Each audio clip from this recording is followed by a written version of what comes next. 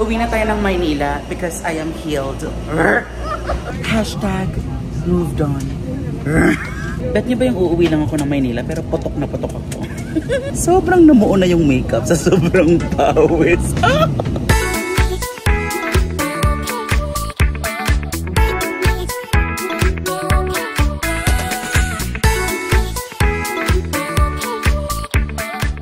Hello, Philippines. Hello, Philippines. Let's go meet the family ng mga Kunars. I'm so excited to see my family. Excited na ako makita nila ang fresh, new, and healed. Impressed talaga ako dito sa Terminal 2. From departure hanggang arrival. Ang bongga dito, malinis, maayos. May sistema. Charot. Charot lang, baka mabash. Fresh from the airport, mga Kunars. And meet the family, my father, Jonathan, the new owner of Nurse Even's YouTube channel. And my mother sa likod, ayan. A shout out sa mga pharmacy, Kalisyo Pharmacy ng Adamson. Shout out po sa iyo, Dean Pearly Crucis. Congratulations po sa inyo dyan sa College of Pharmacy sa Adamson. Dyan po nag-aral ang aking parents, ang aking father and ang aking mother sa Adamson University. Iba ho, kinuha namin yung pharmacy cook po. Ano? Pharmacy cook, Ilocano yung Ilocano tanda si cook, buntis. Ayan po mga Kunar, susunduin po muna namin yung aking kapatid na si Jonah Lu dahil pupunta po kami ng Cavite. Fresh pa talaga from Bohol, pagod na pagod ako, pero since last day ko na po dito sa Pilipinas, ilaban na natin itong... Anak, alo, maglabas ka raw ng map, sabi ni mama mo. Kasi po mga Kunars, may surprise po sa akin ng parents ko. Pupunta kami ng Cavite dahil... Ginastusan ko yun. Wow, akala mo naman talaga, pera niya. Dahil mga Kunars, pupuntahan ko na po for the first time ang aking nabiling bahay sa Cavite. Hindi mo pa nabibili, no? Inutang mo lang yun, binabayaran mo pa. Ay, oo nga pala mga Kunars, 15 years to pay nga pala yun. Ayan ang aking sister. Hi! Wow! So ayan na nga mga Kunars, for the first time po, bibisitahin namin yung bahay na partially nabili ko kasi kinukorek ako ni father. Tama naman. Oo, bibisitahin ko po yung bahay na nakuha natin sa Cavite. O in fairness mga Kunars, 15 years to pay po yung bahay ko sa Cavite. O nakakatatlong taon na tayo. So malapit na. Let's go na sa Cavite!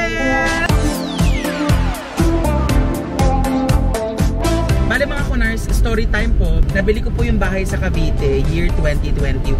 Wire kasi na, wire lang. Nakuha na nga lang. Ang dami bagang side comment. Take two na nga. Ito pa yung gusto nyo sa vlog. Ginigigil ako. Nakuha ko po yung bahay year 2021. Yun, the best yun. Kumintan naman. Kainis? Tapos year 2022 po, kung matatandaan ninyo, nag-vlog po ako para ma-check sana yung bahay. However, hindi pa pala yari yung bahay nung year 2022. So yung vlog po namin 2 years ago ng family ay model house lang. This year lang po na turn over yung bahay. Tapos yung bahay na tinurn over, of course, hindi siya fully furnished. Literal na bare house lang talaga siya mga Kunars. So yun po yung i-check natin mga Kunars. Anyway mga Kunars, kaya ko po tinawag ito na surprise house tour kasi nga po si mama and si papa and si Jonah Lu, sila yung nag-asikaso habang wala ako. Nagpa-tile sila, pinapinturahan nila ng bahagya para presentable daw pag viewing ko kasi gusto nila ma-impress ako eh. Ginastusan ko yun. Wow. Akala talaga yung pera niya talaga. Nangingi ka pa sa akin ng pangkruda every time na umaalis tayo. And big shout out po kay Sir Jay Cobalies. Siya po ang aming panday. Siya po ang aming construction head manager. Wow.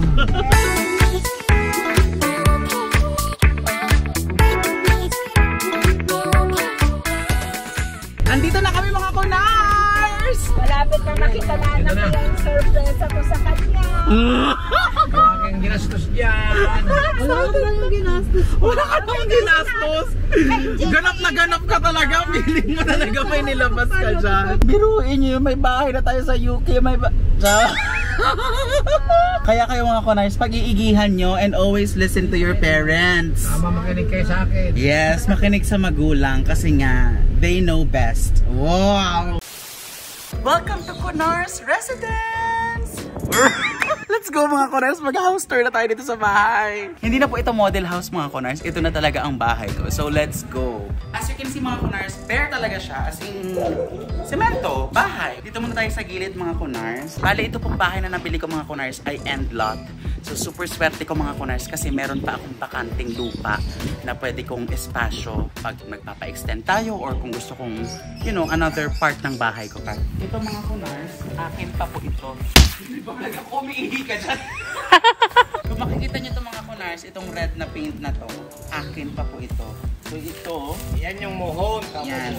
Pero ang plano ko dito, siguro mga another parking pa or parang entertainment area. Mag-iinuman, mga ganon. Hanggang dito mga Konars, kitchen mo yan. akin pa po ito.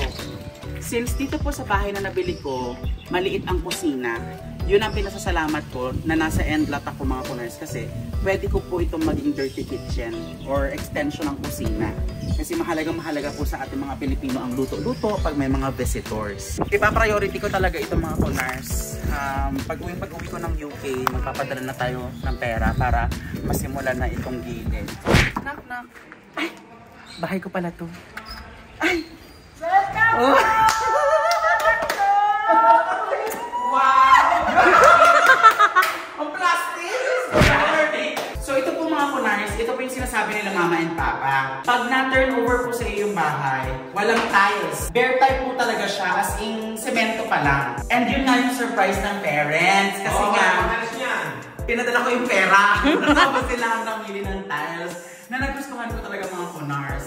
2 years ago, sa pagkakaalam ko, ang sabi ko, ipapagaya ko sa model house yung bahay. Pero, you know, nagbabago ang taste and yung decision ng tao. So, i-entrust na natin siya sa parents ko dahil nagandahan talaga ako sa flooring. Ito po ay China tiles. Si Papa po ang namili ng kulay and I'm happy talaga sa tiles. So, ito mga Konars, this is the living room, entertainment room, dito kayo natambay. And then, this is my father's room dahil PWD. May rayuma na kasi ang father, arthritis, lahat na ng disease nasa kanya na. Hindi na siya makakaakyat. BCC. So, ito na siguro ang kwarto ng aking parents. This is the smallest room po mga Konars. And like I said, bagay na bagay ito sa mga elderly kasi nga hindi naaakyat and sa may mga rayo-rayuma. Sino ka dyan? And mga Konars, just to set your expectations, ito po ay pininturahan namin ha. Wala pong pintura ito pag na-turn over sa inyo. As in, bare nga mga Konars. Meron naman kasi wala pa. Meron po. Pero okay. Meron naman daw pintura pero hindi pulido. Ito kasi ay na-glass, ano na ito eh? Gloss. Ay, gloss. Yan. Na-gloss paint na po ito. Medyo maganda na siya. And then mga Konars, ito po ang CR sa baba. Ayan. And ito nga yung sinasabi ko mga Konars, maliit ang kusina, ito na ang lutuan and hugasan. So, syempre, ito ang purpose ng extension. Magkano kaya mama ang ano dito sa mga extension? $500,000? Oo, syempre, of course, may kubit na ako. May commission na. O, let's go na sa taas, ma! Ayan mga Konars. So, punta na tayo sa taas. Kaya mo kayo na look? Kaya pa. Kaya pa? Okay. Ang bilis ng lakad ni father! Ako pa. Again, napatiles na po ito ng parents. Yung hagdan po na nilalakaran namin ay napaka-flooring na rin po yan ng ating parents. So, thank you very much sa pag-aasikaso, mother and father. This is the second bedroom. So, ito ang magiging kwarto ng guest. Okay na aking sister na si Jonah Lou. And like I said mga Konars, happy dahil pulido po ang pulido ang tiles. Nginit! Nginit mga Konars, hindi ako rin sa Pilipinas. Sir Jay, maraming salamat po. Ang galing, ang ganda ng pagkagawa mo sa channel. Yes, and may tubig na kami mga Konars. Pwede na talagang tirhan. And then this is the CR. Ito na po ang shower room, no? Ito na ang shower room. Ito ba pinatiles din? Hindi, sadya na siya. Ito na yun. Hindi ko muna ito ipapa-interior. Magagamit pa naman. Siguro papapaint ko lang, no? Papapinturahan. Ang ingat ako sila natin ito. Sorry, magkakulaps ako. Diyos ko, hindi ako sa Philippines. And ayan mga Konars, ito na po ang masters. Ang master bedroom. Malaki siya. Alam niyo kung bakit siya malaki? Kasi nga, yan nandito na yung balkon. Ay, balkon man tawag. Balkon. Yung balkon, ayan. Bubong talaga. Oo, bubong. So, dito ka mag-coffee. Kung kaya mo mag-croak dito, di mag-croak dito. Ang ganda talaga ng tiles. Tuwang-tuwa ako. Super glossy. And ang ganda ng foundation, ang integrity niya. So, ayan mga kunars. Na-house tour ko na kayo. Very simple. Very minimalist ang atake ng house natin sa ngayon. Papagandahin natin to probably by next year. Kasi baka naman hindi ko kayanin kasi pag nagsabay-sabay ang bahay ko dito, ang bahay ko sa UK. So, kung kailan tayo makaluwag-luwag. Kaya ba, Charlo? Hindi na. Mainit. Happy? Happy kayo? Happy! Thank you na! Yes! So mga kunars, pinipilit ko sila mama and papa na tumira dito kasi nga, wala naman titira dito.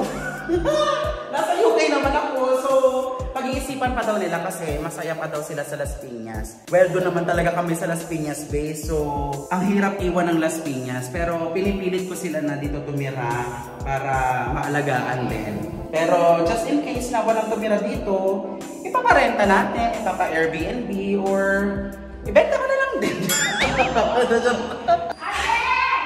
Ate Grace! My friend na agad ang mother. Ulas na ulas ako mga kunars. Mga kapitbahay. Sandali, ang pawis ko na nakakahiya. Wait lang. Ayun na yung mga kapitbahay ko. May kapitbahay na ako dito. Oh, just pisa na agad. May friend na kaagad kami dito. Di ba mga kapitbahay? Dito muna tayo sa shed mga kunars kasi mag-collapse talaga ako. Nagpapanik at ako. Ang init! Naku, marami na naman magko-comment na ang OA ko tumawa. Ay, mga gitter. Ganyan siguro talaga pag mga walang bahay. Thankful, grateful, blessed. Yun talaga yung nararamdaman ko. And thriving. Always thriving naman si Kunars. Hindi ko na kaya. Ang init. Ay, kikita na naman to. May pera na naman tayo. Nabibless talaga ang anak ko kasi napakabait na anak.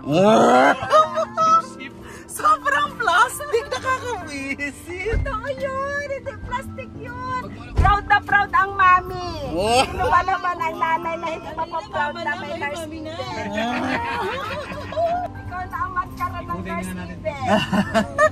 Sa bahay na tayo mag-outro at magdadaldalan muna kami dito.